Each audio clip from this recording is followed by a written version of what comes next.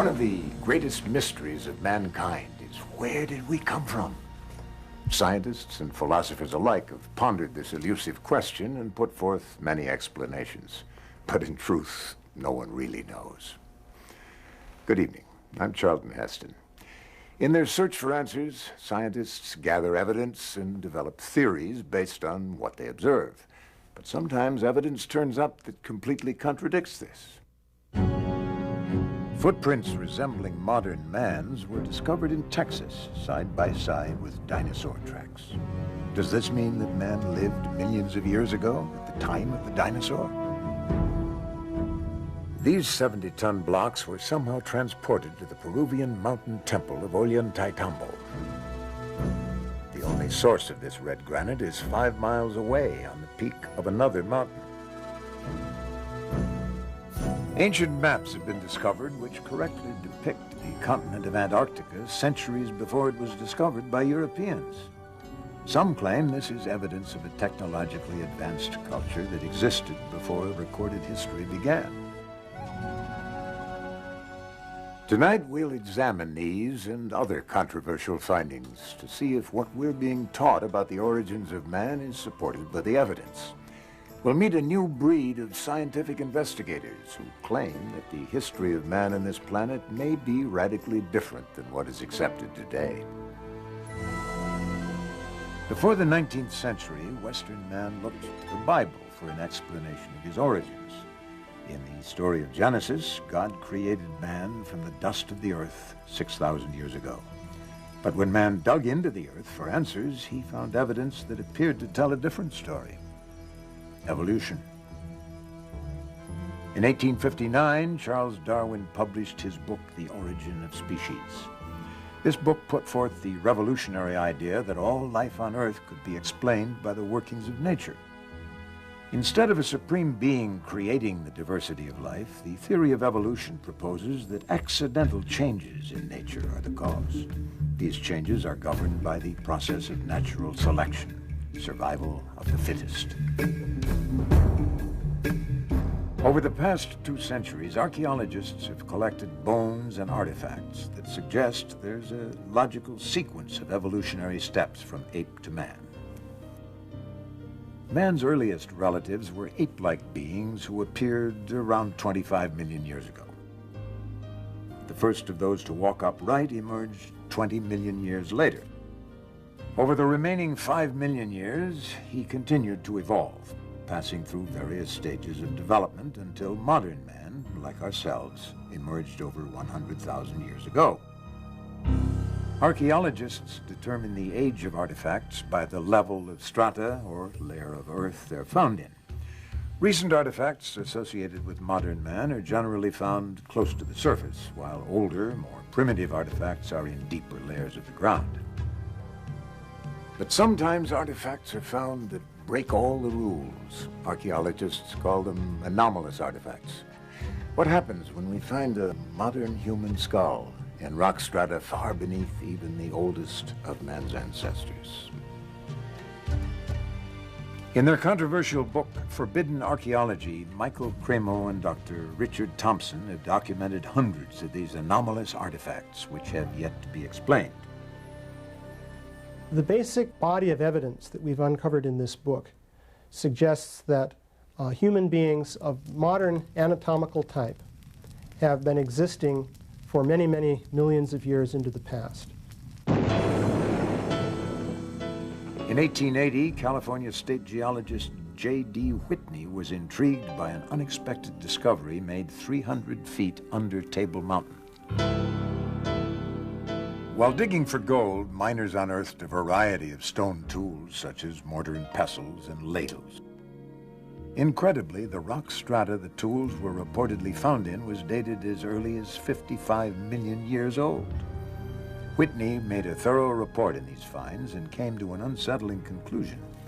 Man could be millions of years older than the current evolutionary model suggests.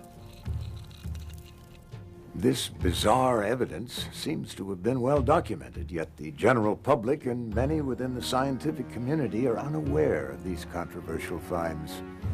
The question is, why haven't we heard of these discoveries before? Oh, I think we're talking about a massive cover-up. As I said, over the past 150 years, these archaeologists and anthropologists have covered up as much evidence as they've dug up, literally.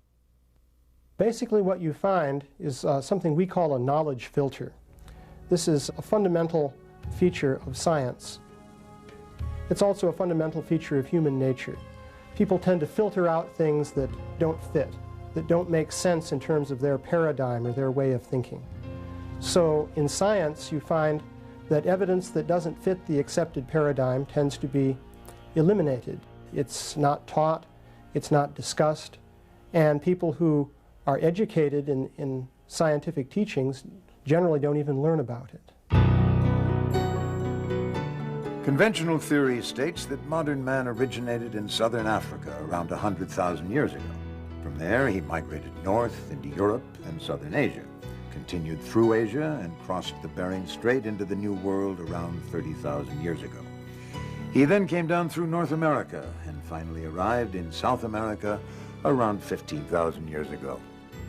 Yet numerous artifacts have been found across North and South America that are so old they threaten to completely overturn this theory. According to geologist Virginia Steen McIntyre, she was silenced at the height of her career because of her determination to report the facts.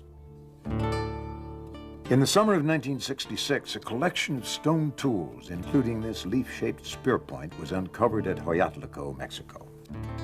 To find out exactly how old the spear points were, a team of experts from the United States Geological Survey was called in to date them.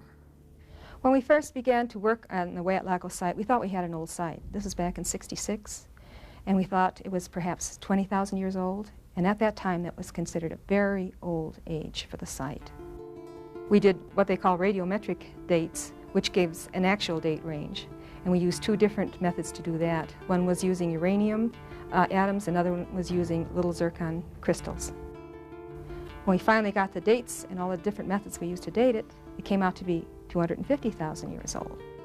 To tell you the truth, I would have been happy with a 20,000-year-old date. It would have made my career. It was very old for the time, but it wasn't so old that it was that controversial. People can take 20,000-year steps. They can't take steps that are over 200,000 years at one time. And I was rather naive. I thought, okay, we've got something big here, but I'm just going to stick with the date. We've got the information, we got the facts, let's get the facts out and go on from there. And I didn't realize it was going to ruin my whole career. According to Dr. McIntyre, because she stuck to the facts, all of her professional opportunities were closed off. She's not worked in her chosen field since. The site was closed and permission for further investigation was denied forever. It's not necessarily a deliberate conspiracy in the sense of some people getting together in a smoke-filled room and saying, we're going to deceive people. It's something that happens automatically within the scientific community. So when a given piece of evidence disagrees with the predominant theory, then automatically people won't talk about it, they won't report it, and that means that science fails to progress in the way that one would hope.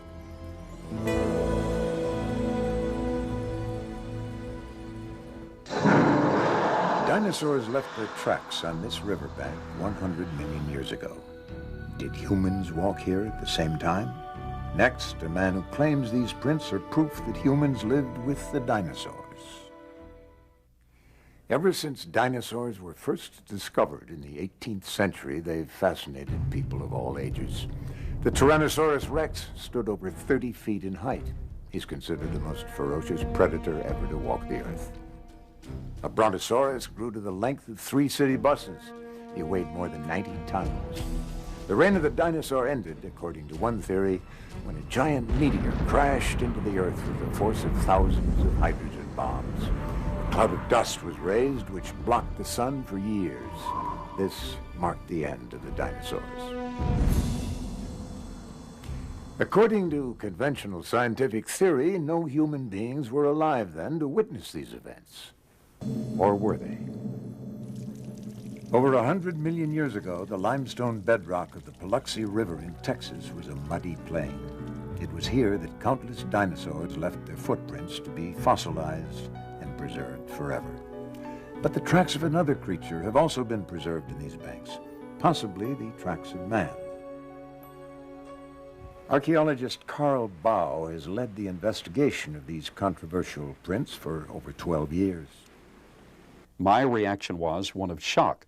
I had heard of human footprints being found in this locale on the Biloxi near Glen Rose, Texas, but I was rather skeptical.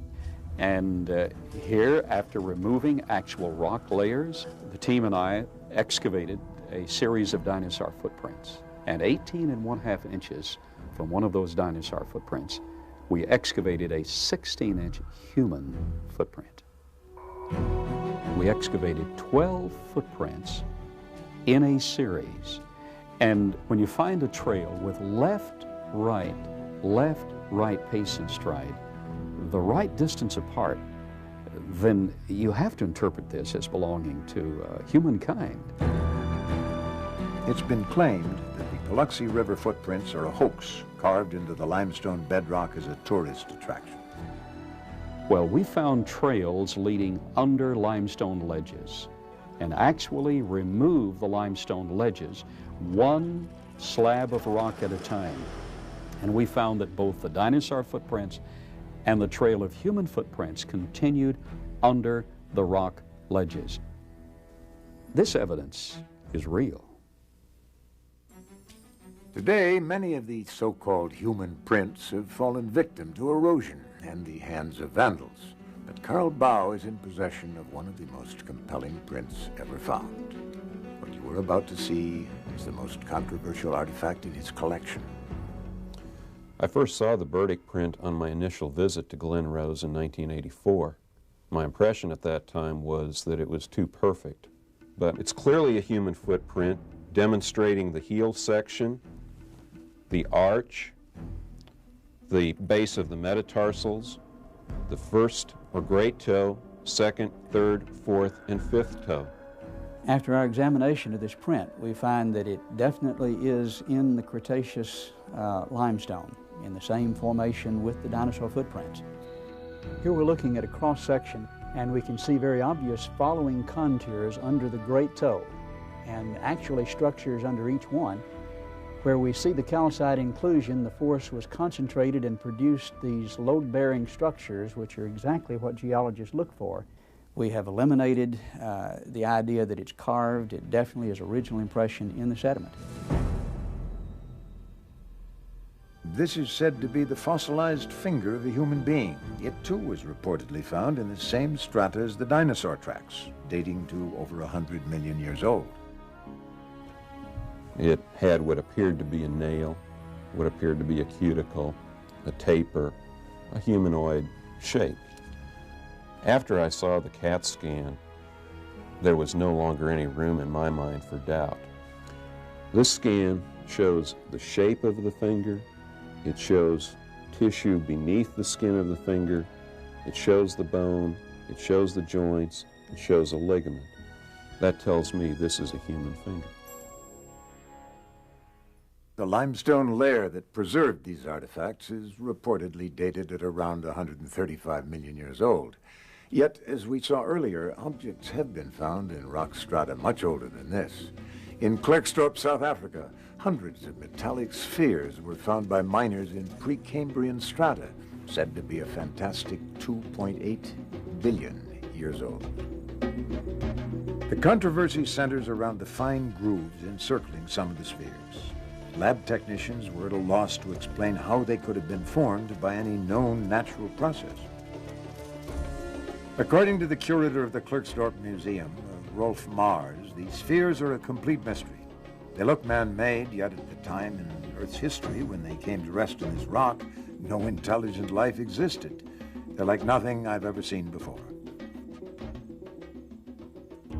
Author-researcher David Hatcher Childress has written numerous articles on the coexistence of humans and dinosaurs.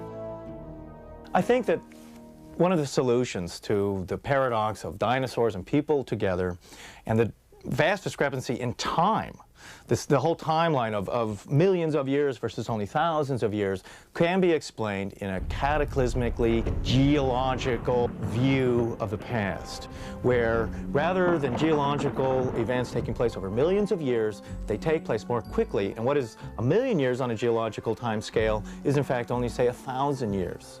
And therefore it's going to bring all this dating much closer to us and make it possible so that in a scientific way, man and dinosaurs can have existed together in the past, and in fact, dinosaurs can still be alive today in small numbers in remote areas of the world.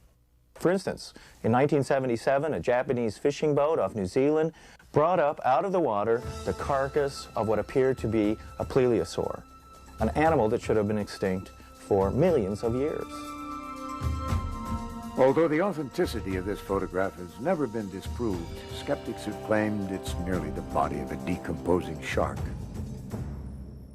We've seen a broad range of evidence, some of it highly speculative, but there are enough well-documented cases to call for a closer look at the conventional explanation of man's origins, the theory of evolution. England is the birthplace of evolution's first champion, Charles Darwin.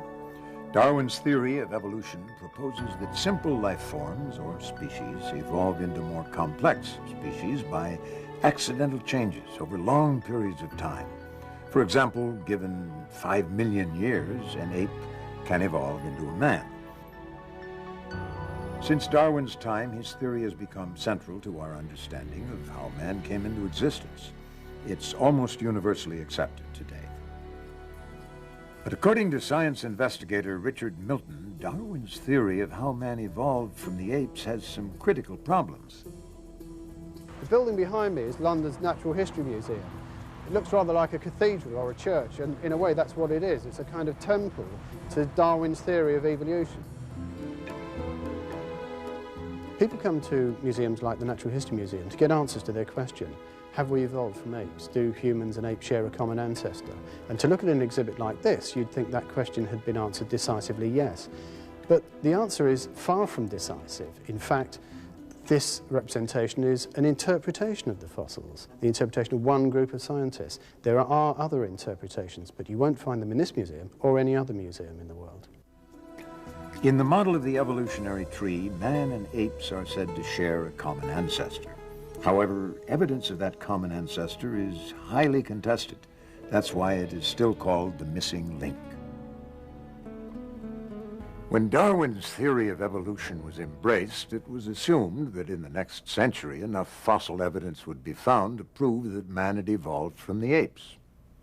Darwinists have promised us a missing link, and so they've got to deliver. They've got to come up with one. Any missing link will do, it seems. Every so often a skeleton is found in Africa. Its discoverers describe it as being the missing link. The headlines come and go, and then later on, that skeleton, those bones are reclassified either as human or as ape. And so far, the missing link is still missing.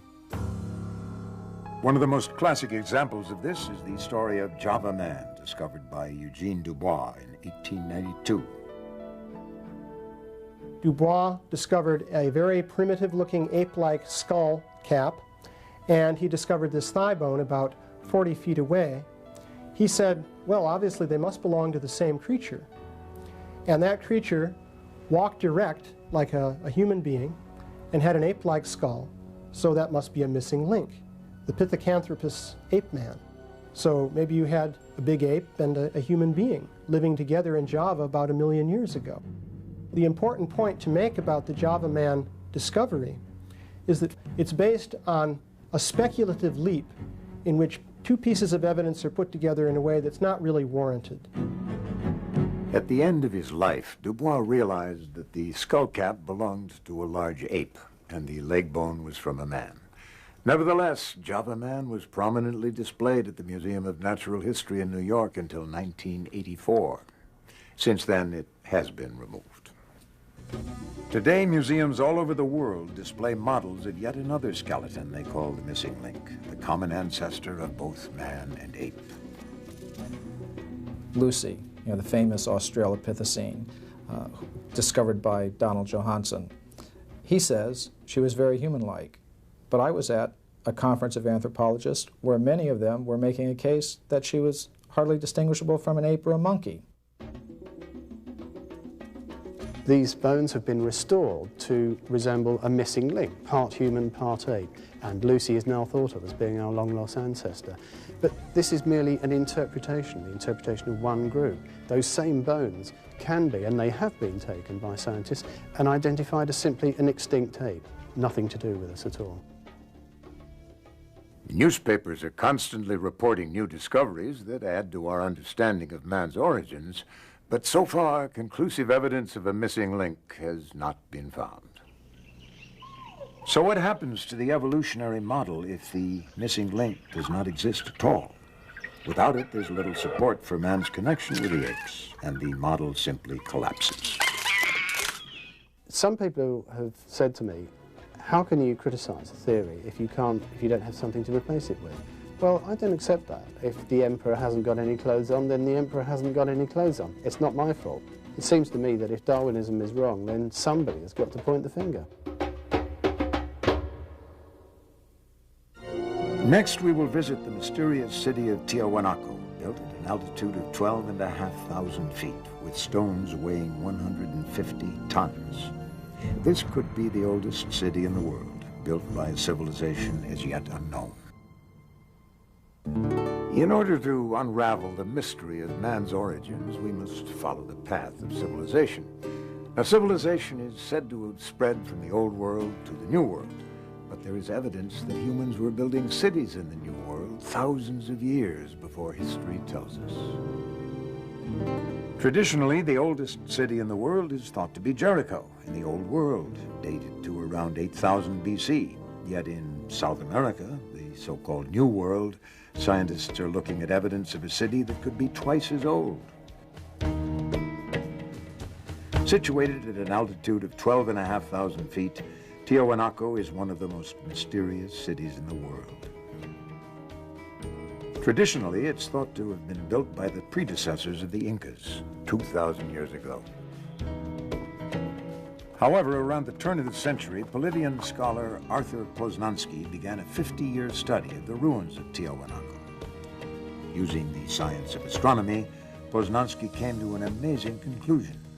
He calculated that Tiahuanaco had been constructed more than 17,000 years ago, long before any civilization was supposed to have existed.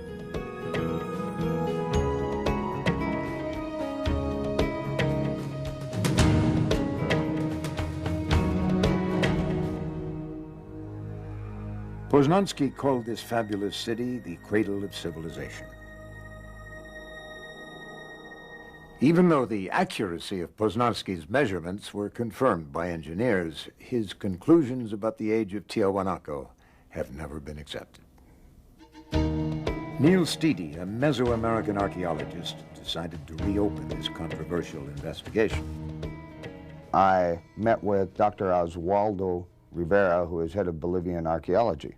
The doctor, though he disagrees with Poznansky's findings, was more than willing to help in every way possible so that we could retrace Poznansky's steps. Neil visited Dr. Rivera's newest excavation site, the Acapana Pyramid. Today it's mostly in ruins, but the base is miraculously preserved and still testifies to the advanced capability of its builders. The facing stones of this site are perfectly set with no mortar. We took a needle, and that needle we tried to insert at every point along the joint, and the needle couldn't be inserted. A perfect cut. One of the most baffling questions for Poznansky was why they built Tiahuanaco with such precision. This, he felt, was an important clue to the age of the structure. Now, the ancients constructed the site with astronomical alignments in mind. As the sun rises each day, it moves along the horizon and arises in a different spot. To measure this movement, they built the temple itself as a giant clock to tell them how the progression of the sun was proceeding. and we can use those same astronomical alignments to date the site. Poznański observed that on the first day of spring, the sun rose exactly in the center of the temple, through the archway. Based on the layout of the temple, he deduced that on the first days of winter and summer, the sun should rise directly over each of the huge cornerstones. But he found this was not the case. The position of the sun was, for some reason, slightly outside of the corner markers. He wondered what that reason was. In Tiahuanaco, and in the other ancient sites surrounding it, the architecture is perfectly aligned to the cardinal points. The buildings are deliberately oriented to the cardinal points. But if we measure each building precisely, we will find errors. I believe these are simple errors of construction, not at all related to the date of construction. After observing the perfection with which this site is built, with 100-ton stones, to suggest that such things as the solstice markers are misaligned, I find incredible. No, I think the solstice markers were probably very precisely located, as everything else in the site. And in fact, this is the very argument that Poznański used to calculate the antiquity of the site. By measuring the angle of the cornerstones and comparing that angle to today's sunrise position, Poznański was able to calculate that Tiahuanaco was built 17,000 years ago. At that time, the tilt of the Earth's axis was slightly different than it is today. So the summer and winter suns would have risen directly above the ancient cornerstones. The only correction that I would make is that we now have better astronomical measurements due to satellites and computers. And I would suspect the date would be more like 12,000 years ago. But that still makes Tiahuanaco the oldest city known on the face of the earth. In his Chronicles of Peru, written in the 1600s, Garcia de la Vega wrote that when the Spanish first arrived in South America, they asked the Incas who built this incredible city of Tiahuanaco. Did you build it? The Incas said, no. In fact, they laughed at the idea. They said, we had nothing to do with it. This was built thousands of years before our time. The current view says that man arrived in South America around 15,000 years ago, a wandering hunter-gatherer. Yet the evidence we've seen suggests that Tiahuanaco was designed by an advanced civilization. A chance discovery reveals just how advanced they may have been. While restoring the ancient temple of Pumapunka, Dr. Rivera and his team discovered a long-lost secret of the ancient builders. They found a strange depression between two blocks of stone. Upon clearing out the debris, they noticed the unmistakable glint of metal. Whoever built Tiahuanaco came up with a very ingenious method for holding together the huge stones which they used to build the site. They carved a groove in the edge, and into this groove they would pour a molten alloy, which later hardened into a staple. What I find amazing here is that to move to each site where the staple was needed, they had to have something like a portable smelting plant to maintain this metal in a molten state. Mysterious metal clamps revealed a level of technology far beyond their time. The antiquity and the technological sophistication of Tiahuanaco should make each and every one of us fully question the origins of civilization.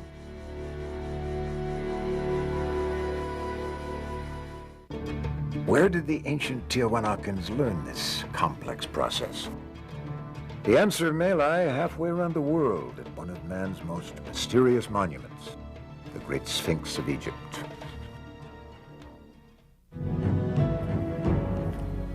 Is it possible that there was an advanced civilization on this planet thousands of years before history tells us? Investigative journalist Graham Hancock considers this to be a very real possibility. He has dedicated 9 years of his life to tracking down the evidence. This monument is one of a category of monuments from all over the world. These monuments have certain things in common. First and foremost, enormous blocks of stone, gigantic, weighing hundreds of tons. Secondly, very precise scientific astronomical alignments. And thirdly, the greatest mystery of all, we don't know who built these monuments. Hancock points to a number of sites throughout the world which exhibit gigantic stone construction. This is called megalithic architecture. The immense fortress of Sacsayhuaman in Peru is comprised of individual granite stones, some weighing 360 tons. That's the equivalent of 2 diesel locomotives. The Osirian in Egypt is made of tremendous pillars of red Aswan granite, some of which weigh over 100 tons. My own view is that what we're looking at here is a common influence that touched all of these places long before recorded history began. A remote third-party civilization unidentified by historians that had a presence in Mexico, that had a presence in South America, that had a presence in Egypt and elsewhere, and that left behind a legacy of knowledge in all of those places. In 1993, an independent Egyptologist, John Anthony West, shocked the world with geological evidence that the Sphinx in Egypt could be 12,000 years old. Recently, astronomer-engineer Robert Bauval, using a computer model of the Giza Plateau, made a startling discovery which seems to confirm this ancient age of the Sphinx. In very simple terms, the first thing that one realizes when you look at the pyramids of Giza is that they're designed along astronomical principles. We're finding that the astronomy is leading us to conclude that the Sphinx was erected in 10,500 BC. And this matches exactly with the ideas that have been developed in the geological analysis of the Sphinx. So there are 2 hard sciences now indicating that the Sphinx could be very, very old, and going back to the 11th millennium BC. According to Graham Hancock, if Tiahuanaco and the Sphinx were both built around 12,000 years ago, they may have had a common source. Consider these similarities between the Americas and Egypt. Both have huge pyramids, precisely aligned to the cardinal points. Temples with megalithic stones, with extremely fine joints of less than a 50th of an inch. Both Egypt and the Americas used royal headdresses of similar style. Both employed a unique style of construction using L-shaped corners. Both used the same style of metal clamps to hold huge stones in place, and both cultures used the process of mummification to preserve and honor their dead. These compelling similarities between Egypt and the Americas suggest to some that a sophisticated group of seafaring people crossed the Atlantic thousands of years before Columbus. A collection of ancient maps suggests they may have had a knowledge of the world which has never been explained. In 1929, rolled up on a dusty shelf in a library in Constantinople in Turkey, a map was found. This map had been drawn in 1513 by a Turkish admiral, Admiral Piri Reis. The strange thing about this map is it shows features of the Earth that nobody in 1513 should have been able to know. Before the 18th century, sailors ran the risk of crashing their ships onto rocky coastlines because they lacked one thing, the ability to calculate longitude. For that, you need an extremely accurate clock. It wasn't until 1790 that the first accurate marine timepiece was invented, and sailors could pinpoint their position on the seas. Yet 250 years before this clock was made, Piri Reis had drawn a map which showed the coastlines of Africa and South America within a half a degree of longitude. And as Piri Reis himself told us, that knowledge was not his knowledge. It was knowledge that he'd borrowed and copied from earlier maps.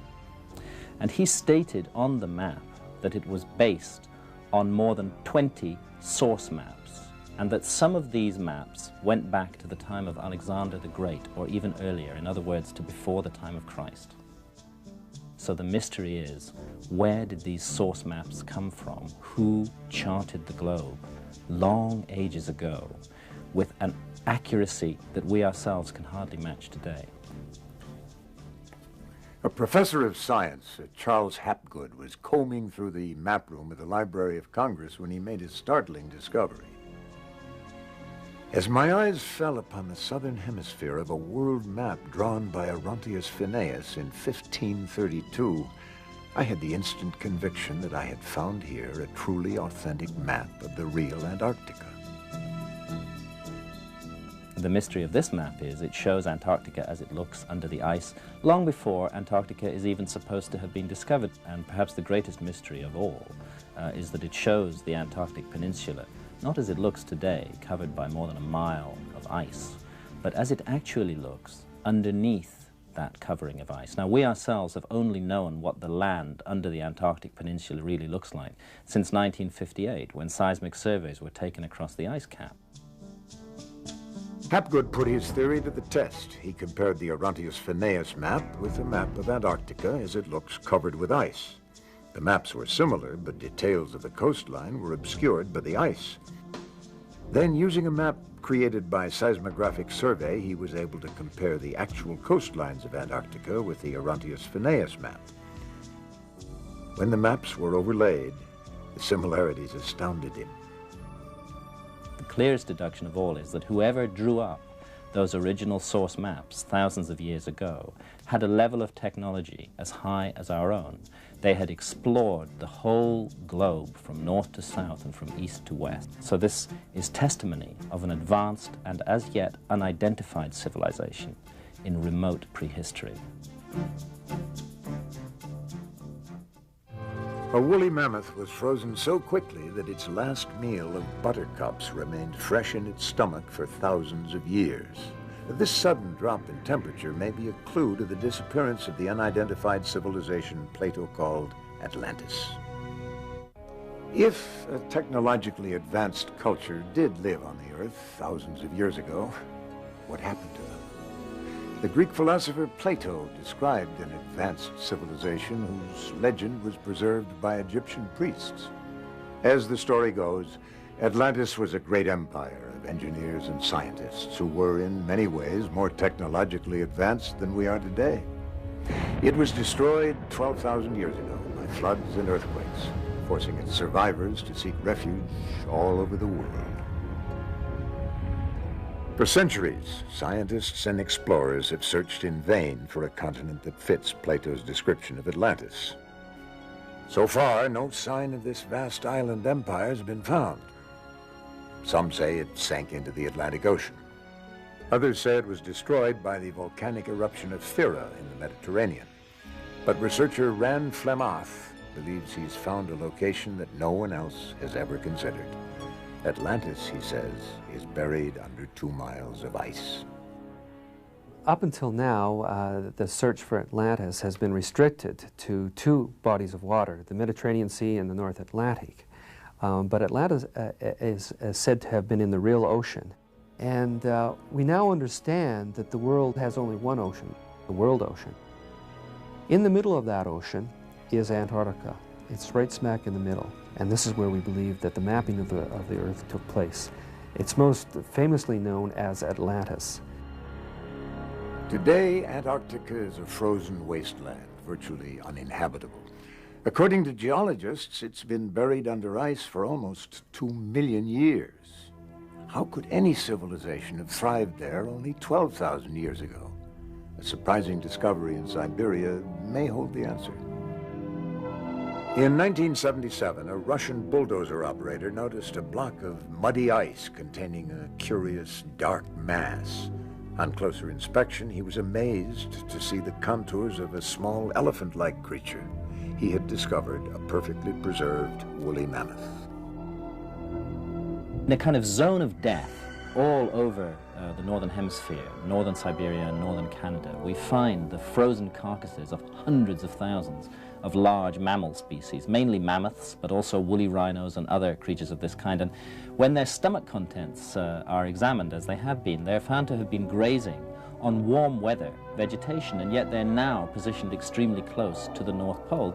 The only theory which really explains this mystery is the theory of crustal displacement, that the land that they were on was shoved into a much colder climate very suddenly.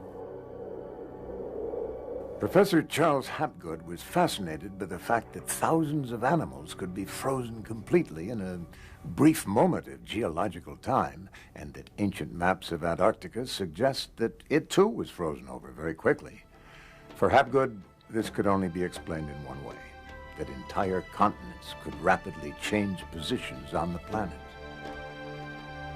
About 12,000 years ago, there was a displacement of the Earth's crust. The entire outer shell of the Earth moved something like 2,000 miles.